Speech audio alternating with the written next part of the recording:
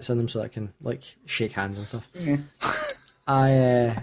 I know I don't actually. I read fast, but I miss all the information. The only words you see is and it and the. So You I read saw it fast, as and the it. You read fast, but you read sloppy. Yeah, I get like I'm like, all right, George Stark, and I get a page and I'm like, he's dead. How the hell did he die? And I have to go back. Oh, all right, that's how he died. All right. The key is to read all the words. I was like, his name's not even George, it's Eddard. I was leaving that out.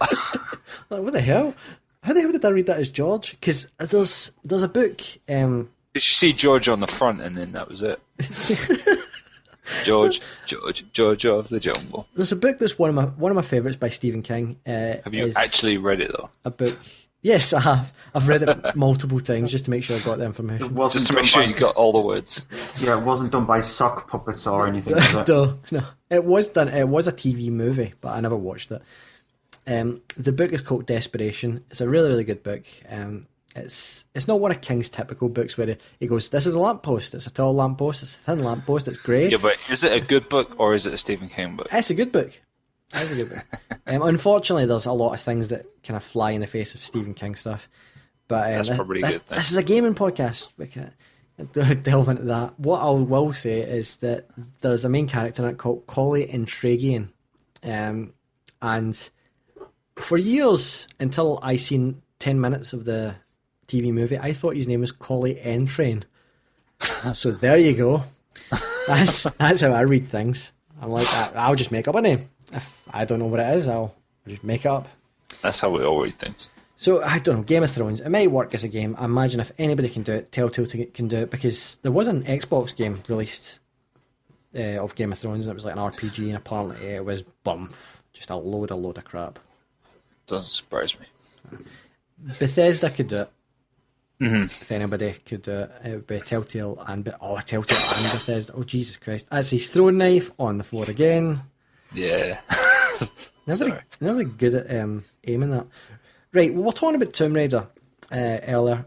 Tomb Raider 2 has been it's been put out there. They've, what do you call it? My mind's went completely blank. This was your idea. I know. Trademarked it. Keep going. It's okay.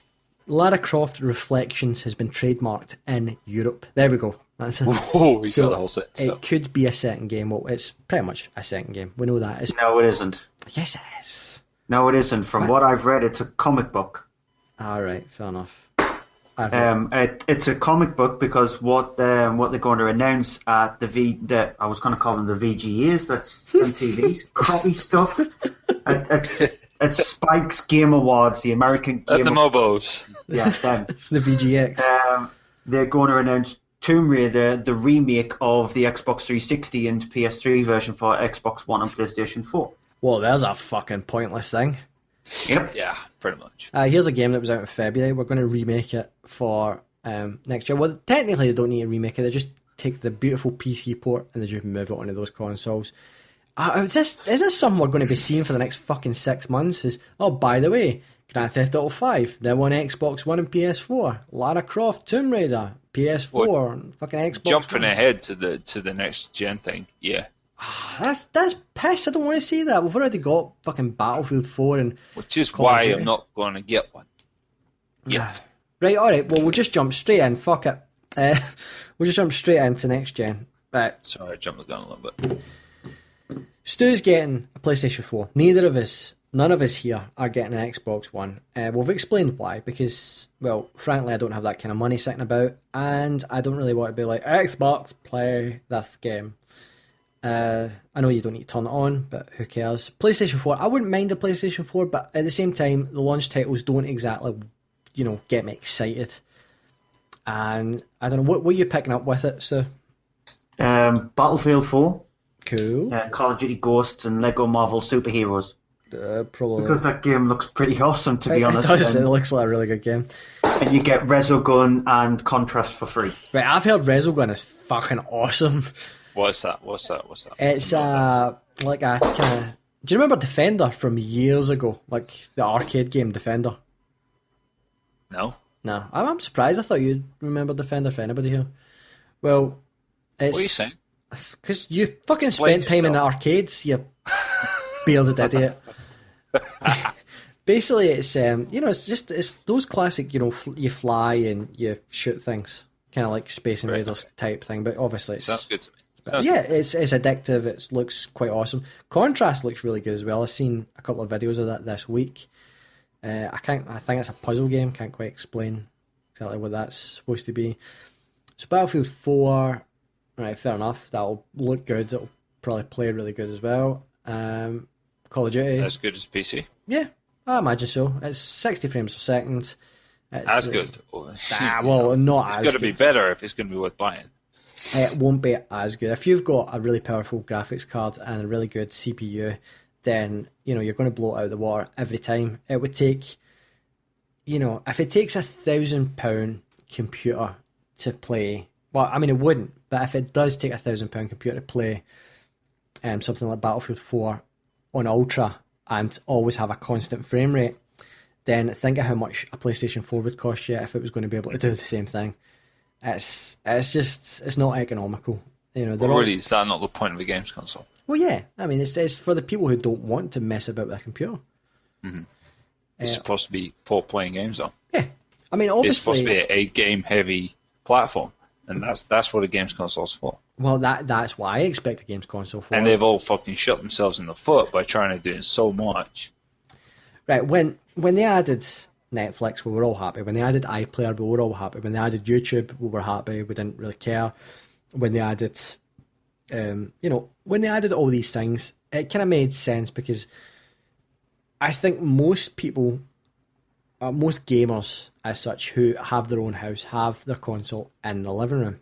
And other ones, people who don't have their own house yet, they probably have it in their room. They've got internet access, and then it gives them a chance to watch whatever they like without having something like a Skybox, which can be really expensive in the room. Yeah. We didn't mind. We thought it was fine. When Doritos partnered with Xbox, we didn't care. We just thought it was okay. But it was still a games console, primarily. Yeah, the extras on top of a games console. Yeah. Now we've got a situation where we've got an Xbox One, which is essentially a really expensive TV box that plays some games. Yes. I don't want to be negative because I don't like being negative. I'm not a PlayStation fanboy by any means because No, you've got both, and you've always you've used both for a long time. yeah. And if anything, I always prefer the PlayStation exclusives because I think that they're better. But I don't know. Nothing about the Xbox One just excites me at this moment in time. Now they could release something in the next 6 to 12 months that makes me want to buy it, but for the price point that it's sitting at just now, I'm not comfortable with. What is it? It's like 440, is it?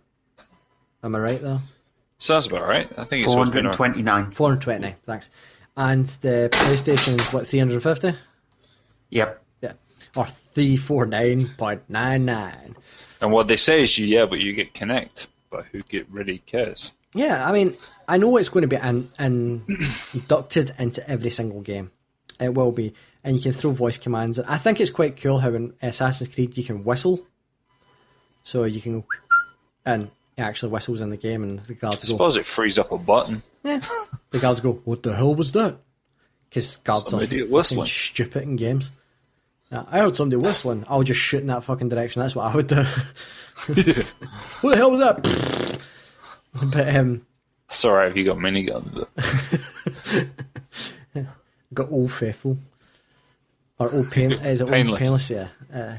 So I don't know, and I just don't know. I don't know why anybody would buy the Xbox One. I just don't, because it's a really expensive console that essentially it's a really expensive Call of Duty console. That's it. I'm basically reserving judgment until everything's actually been tried out. Well, the first game that made me buy the Xbox was Gears of War, which was a year down the line. Exactly. So I'm in no rush. no. I will play the games I've got, even if they don't release any new games for this generation. I'll just play the games I've got for the next year. I don't care. Stu, PlayStation 4, is it your first day one release, or have you bought launch consoles before? I bought a PlayStation 3 on launch. Idiot. I know. I bought a Wii on launch. Idiot. No, actually, that was quite good because that was really hard to get on launch. Yeah, I bought an Xbox 360 on launch. Fair enough. Man, the launch games for the 360 were fucking awful. They were really, really bad. I think the best out of that bunch was probably Cameo, and that's saying something. I did like Gun. I was a big fan of Gun, even though it was technically a last-gen game. I really liked it. And Tony Hawk's, I was a big Tony Hawk's fan then, so... Alright, fair enough, so you've bought a fair few consoles, but obviously you're buying this one, so... you said before that, at E3 you were just like... Well, not at E3, you weren't sitting there. But, when you watched E3 you were just like, it seems like the better console. Do you just think that it's... Are you just wanting something new? Is that it? No, I'm just wanting a games console. Because for all the entertainment side of stuff, I've got my PlayStation 3. It's got Netflix on it. It's got Now TV on it. It's got all the stuff that I want, the streaming services that I want. It's got Blu-ray on it. Still do that. Yeah, it's got a 3D Blu-ray on it. So it's everything that I really want. The PlayStation 4, I just want a games console, and I'm buying it for that. And I'm buying it because it's indie friendly, and a lot of the indie games that I've announced for it, Sony are just saying, "Yeah, release them on our console. We'll gladly accept you." Well, I mean, I think that's really good. That's something that I would be particularly interested in because I'm massive into indies. One of the great things about being a PC gamer is indies. They're here. They're so cheap. They're just easy to get a handle on, and they're usually better than any of the other games. And there's so many, like Octodad, Deadliest Catch, or Dadliest Catch, just looks like such a fun game. And the first Octodad game is just crazy, and it's really funny, and it's fun. And games like Limbo, that was brilliant, and that was on PlayStation 3. And indie games are really where it's at. And Xbox just still thinks of them, well, Microsoft still think of themselves as the AAA console. We've got all the AAA titles because they've got that Battlefield stuff. The Second Assault DLC, they've got that day one, and they've got that for as long as they like, essentially. They've got exclusive Call of Duty stuff, so they've always got the DLC packs get released a month before they get released elsewhere, and they've got Titanfall, which is exclusive to them in PC. So they're going down the route of AAA, we want you here and now, whereas PlayStation are going the route of, we've got AAA titles, we've got a really good studio in Naughty Dog, we've got Sucker Punch, the guys that do the Infamous games, we've got them as well.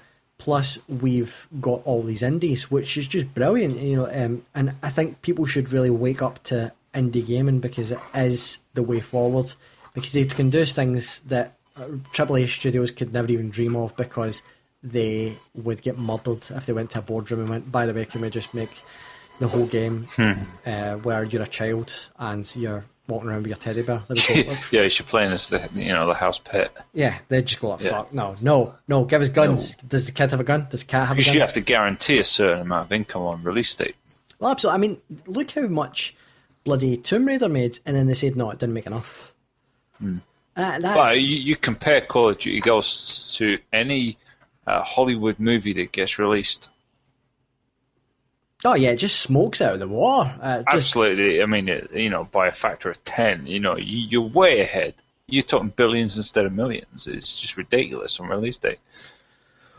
But what I'm interested in is the Americans already have the PS4 just now, and we all got Xbox on day one, so it was not a worldwide release, but it was released over here and America. 13 territories. 13. Yep. So we... Lucky for some. I suppose those 13 territories that matter on day one. The rest don't. Now, I'm not saying that they don't to me, but they don't to them, essentially. Now, with the PlayStation 4, it got released and there's been problems. Those problems relate to HDMI outputs, things not going through the TV, the so-called blue line of death, which comes up because it's an error code, and it comes up and you can't actually access the console, the console crashing and all those things. Now, Sony came out and they said that, look, it's a 0.4% of consoles